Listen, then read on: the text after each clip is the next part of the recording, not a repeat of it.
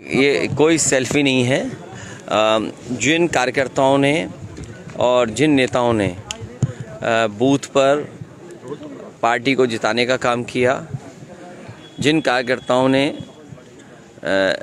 जनता के पास जाकर के और समाजवादी पार्टी के पक्ष में लोगों को जोड़ने का काम किया, उन कार्यकर्ता नेताओं से आज मुलाकात थी। क्योंकि करहल विधानसभा ने अच्छे वोटों से समाजवादी पार्टी को जिताया। जसवंत नगर के बाद अगर किसी विधानसभा ने सबसे अच्छे वोट देकर के जिताया तो वो है करहल विधानसभा।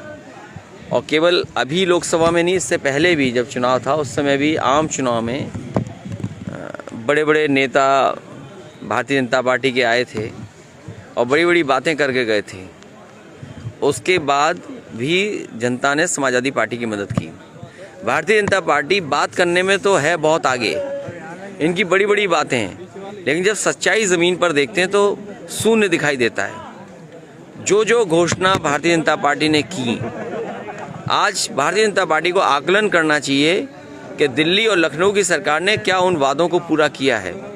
आज महंगाई चरम सीमा पर है, बेरोजगारी चरम सीमा पर है और हालात ऐसे पैदा कर दें कि न्याय नहीं मिल सकता। इस सरकार में अब न्याय की उम्मीद मत करिए। अधिकारी और कई ऐसे लोग हैं जो कुर्सियों पर बैठे हैं, वो भारतीय जनता पार्टी के कार्यकर्ता या पदाधिकारी बनकर के फैसला ले रहे हैं। अगर अधिकारी भारतीय जनता पार्टी के नेता बनकर के काम करेंगे तो न्याय कौन देगा। इस सरकार में जनता को न्याय नहीं मिलने वाला। हाल में ही आपने कानपुर की कस्टोडियल डेथ देखी, किस तरीके से पुलिस ने और वहाँ के लोगों का दबाव रहा होगा भारतीय जनता पार्टी के, किस तरीके से थाने में मारपीट हुई और बाद में उसकी जान चली गई। इसी तरह घटना कन्नौज में हुई है। कन्नौज में जो घटना हुई है उसका अगर दोषी कोई है तो वहाँ का विधायक, जो महिला विधायक हैं वो, और जिलाधिकारी। कार्यकर्ताओं को टारगेट किया जा रहा है समाजवादी पार्टी, खासकर क्या कहना है? ये भारतीय जनता पार्टी, मैंने इसीलिए कहा कि इस सरकार में जहाँ महंगाई चरम सीमा पर है, बेरोजगारी चरम सीमा पर है, वहीं न्याय की उम्मीद अब सरकार से नहीं कर सकते आप। निकाय चुनाव में किस तरह से आप देखते हैं? निकाय चुनाव जैसे आरक्षण तय होगा, समाजवादी पार्टी पूरी तैयार है, जनता के बीच जाएगी। क्योंकि कूड़े की समस्या, नाली की समस्या और जिस तरीके से जीएसटी से व्यापारियों को परेशान करने के लिए एकदम जीएसटी की टीमें निकल पड़ी, व्यापारी लोगों को मैं सावधान करना चाहता हूँ।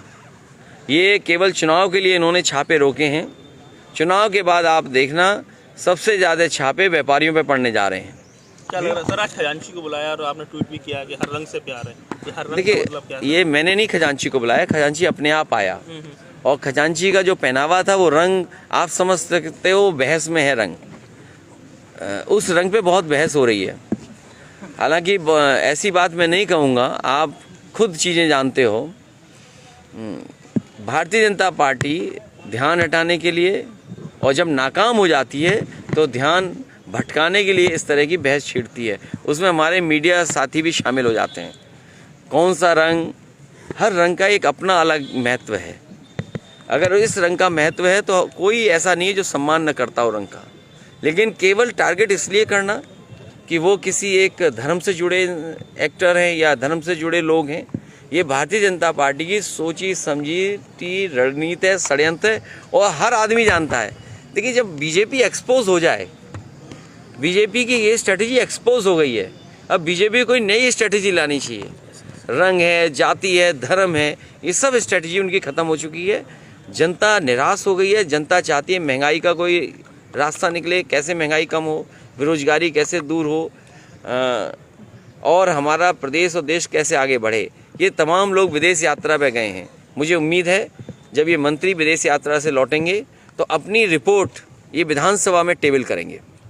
भैया, पहले आजम साहब, उसके बाद और भी कई विधायक, अब इरफान सोलंकी को भी टारगेट किया जा रहा है। जितने भी समाजवादी पार्टी के लोग होंगे और जितने भी पत्रकार निष्पक्ष होंगे वो सब टारगेट पे होंगे।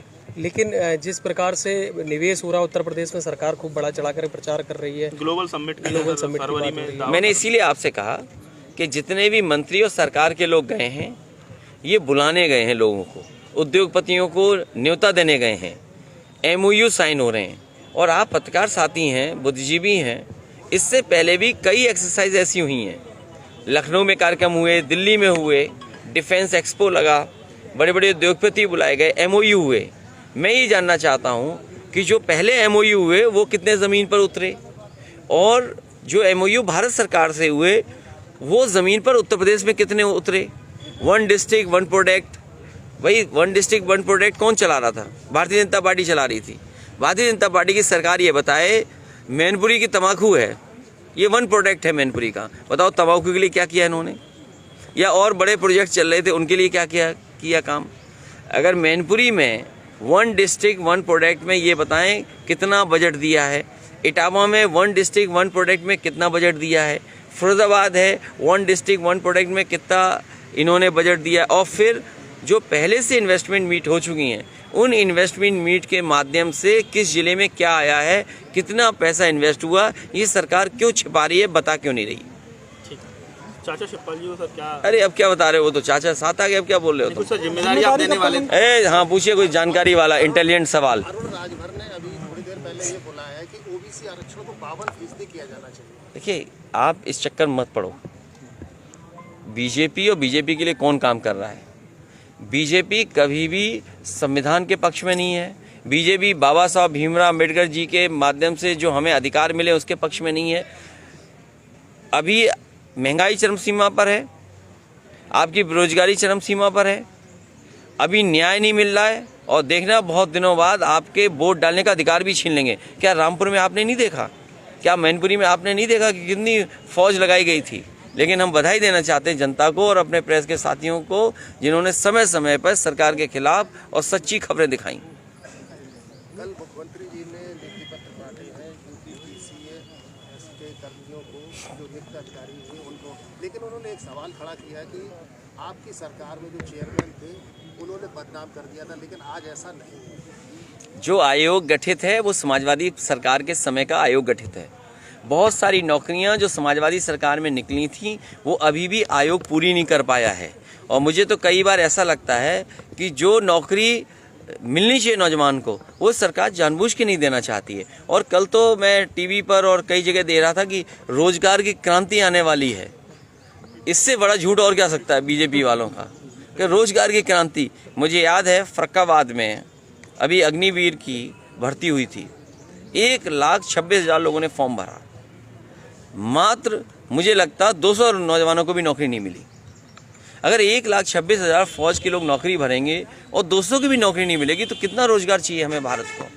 इस देश को सबसे ज़्यादा रोजगार की ज़रूरत है, इस देश को सबसे ज़्यादा नौकरी की ज़रूरत है, इस देश को इतना इंफ्रास्ट्रक्चर चाहिए जिससे लोग अपने आप कुछ काम कर सकें।